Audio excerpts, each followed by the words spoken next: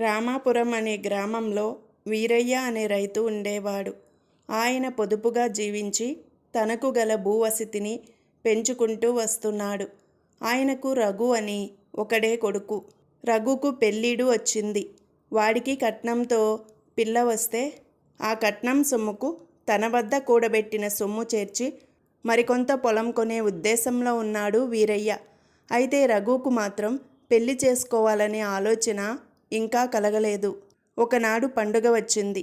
సంబరం చూడటానికి ఊళ్ళో ఉన్న కూలిజనం దగ్గర నుంచి వెళ్తున్నారు. రఘు కూడా వేడుక చూడడానికి బయలుదేరాడు.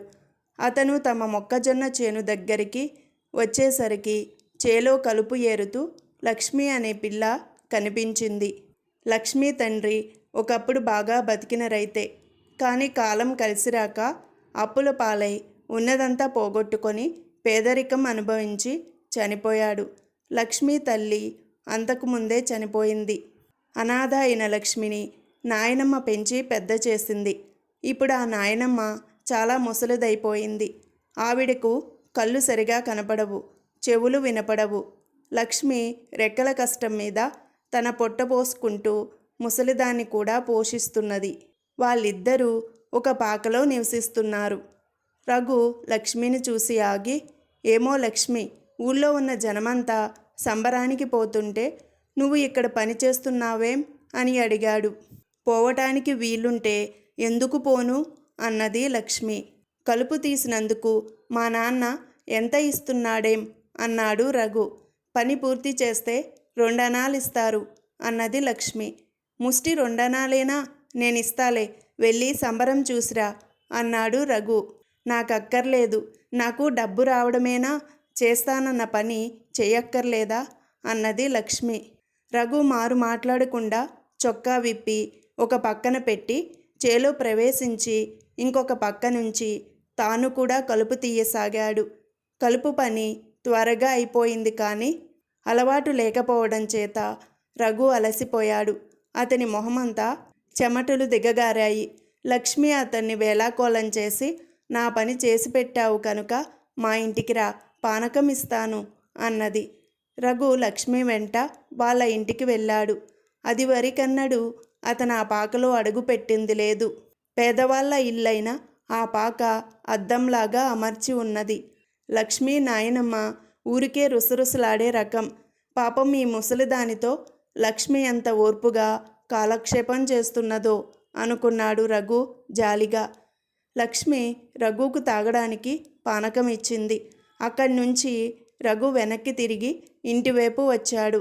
అతను పశువుల దొడ్డి దగ్గరికి వచ్చేసరికి అతని తండ్రి వీరయ్య ఒంటరిగా దొడ్డి కంచె బాగు చేస్తూ కనిపించాడు.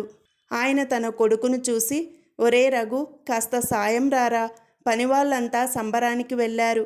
ఈ కంచె బాగు చేద్దామంటే ఒక్కడూ లేడు, అంచేత నేనే కష్టపడవలసి వచ్చింది అన్నాడు. రఘు తండ్రికి సాయం చేయసాగాడు. కొడుకు పరధ్యానంగా ఉండడం కనిపెట్టి, వీరయ్య, ఏమిట్రా ఆలోచిస్తున్నావు అని అడిగాడు. ఏమీ లేదు నాన్న, పెళ్లి చేసుకోమని నువ్వు అమ్మ కూడా నాతో చాలాసార్లు అన్నారు. కానీ తగిన పిల్ల దొరకక ఇన్నాళ్ళు నేను మాట్లాడలేదు. ఇప్పుడు నాకు తగిన పిల్ల దొరికింది నాన్న అన్నాడు రఘు. ఎవర్రా ఆ పిల్ల అని తండ్రి అడిగాడు. లక్ష్మి అన్నాడు రఘు. మన ఇంటికి అప్పుడప్పుడు పనికి వచ్చే పిల్ల అన్నాడు వీరయ్య. అవును, అదే నాకు తగిన భార్య అన్నాడు రఘు. వీరయ్య కొంచెం ఆలోచించి, ఒకప్పుడు వాళ్ళు కూడా మన మాదిరిగానే బతికిన వాళ్ళేననుకో. అదీగాక లక్ష్మి బుద్ధిమంతురాలే, కానీ వాళ్ళు బొత్తిగా దరిద్రులే అన్నాడు. వాళ్ళ భాగ్యంతో మనకేం పని నాన్న, అది బుద్ధిమంతురాలు, పనిమంతురాలు, అందంగా ఉంటుంది అన్నాడు రఘు. నిజమే, నన్ను అడిగితే అవశ్యం చేసుకోమంటాను. కానీ మీ అమ్మ ఒట్టి పిసినిగొట్టు, పాలు పెరుగు నెయ్యి అమ్మిన బాపతు, ఒక్క దమ్మిడి కూడా నాకు చూపదు, అంతా ఎక్కడో పాతేస్తుంది. మీ అమ్మ ఈ సంబంధానికి చచ్చినా ఒప్పదు అన్నాడు వీరయ్య. ఆ రోజే రఘు తల్లితో లక్ష్మిని తాను పెళ్లి చేసుకునే విషయం చెప్పాడు.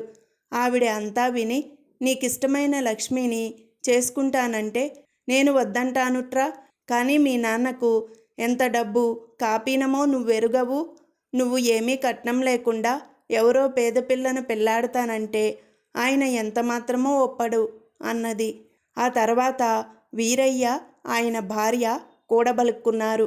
వీరయ్య భార్యకు దుర్గా అని ఒక వేలు విడిచిన మేనగోడలున్నది. దుర్గను రఘుకిచ్చి చేయాలని ఒకప్పుడు పెద్దవాళ్ళు తమలో అనుకున్నారు. ఆ దుర్గకు 500-600 రూపాయల విలువగల ఆస్తి ఉన్నది. ప్రస్తుతం ఆ పిల్ల బస్తీలో ఉంటున్నది.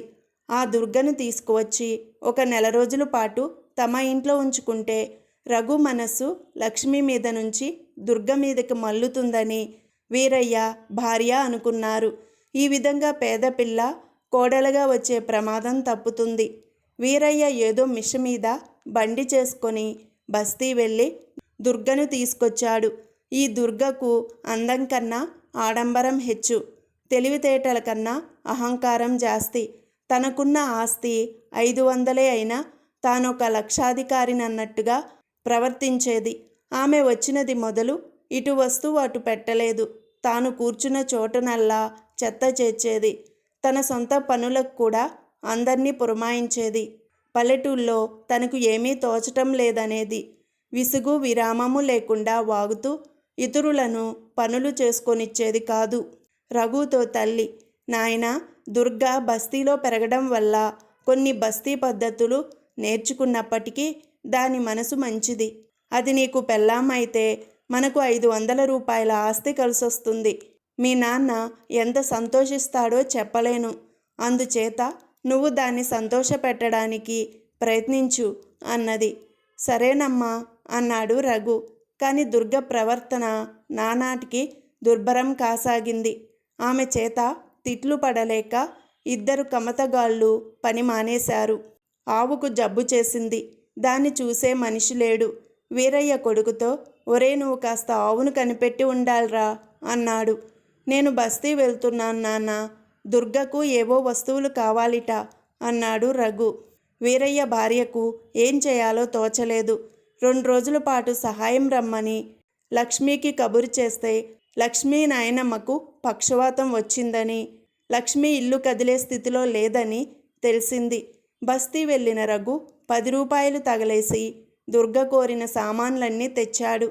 ఆ రోజే వీరయ్య భార్య కష్టసుఖాలు మాట్లాడుకున్నారు. ఈ దుర్గ వచ్చినప్పటి నుంచి అన్నీ తారుమారే. ఒట్టి సోమరిపోతూ నన్ను నౌకర్లాగా చూస్తుందేమిటి? ఎన్ని వస్తువులు పగలగొట్టిందో చెప్పలేను. నిక్షేపమంటి ఇల్లు నరకంలాగా అయిపోయింది. నాకు మతిపోతున్నది అన్నది భార్య. అది ఒకటేనా? మన రఘు దానికి బానిసైపోయాడు. ఇది ఆస్తి తెచ్చే మాట ఎలా ఉన్నా దానికి 10ంతలు వాడి చేత ఖర్చు చేయిస్తుంది. చూస్తూ ఉండు అన్నాడు వీరయ్య. ఇద్దరూ కలిసి దుర్గను పంపించేయాలని నిశ్చయించారు. వీరయ్య ఏదో పని మీద బస్తీకి వెళ్ళవలసినట్టు నటిస్తూ దుర్గను కూడా వెంటబెట్టుకు వెళ్ళాడు. ఆ రోజే వీరయ్య భార్య లక్ష్మి ఇంటికి వెళ్ళి, లక్ష్మి, మీ నాయనమ్మ ఈ స్థితిలో ఉండగా నిన్ను రమ్మనడం బాగుండదు. మీరిద్దరూ మా ఇంటికి వచ్చి అక్కడే ఉండండి. నాకు మనిషి తోడు లేకుండా జరగదు. మీ నాయనమ్మకు కావలసిన సదుపాయాలన్నీ నేను చూస్తాను అన్నది. ఆ రోజే లక్ష్మి తన నాయనమ్మతో సహా వీరయ్య గారింటికి వచ్చేసింది. లక్ష్మి అడుగు పెట్టగానే మళ్ళీ ఇల్లు ఎప్పటిలాగా అయింది. ఇల్లు తీర్చిదిద్దడంలో లక్ష్మి చాలా సమర్థురాలు. కొన్ని రోజులు గడిచాక వీరయ్య రఘుతో, వెనుక ఎప్పుడో లక్ష్మిని చేసుకుంటానన్నావే, ఆ అభిప్రాయం నీకింకా ఉన్నదా అని అడిగాడు. నాకెప్పుడు ఆమెను పెళ్లాడాలనే ఉన్నది.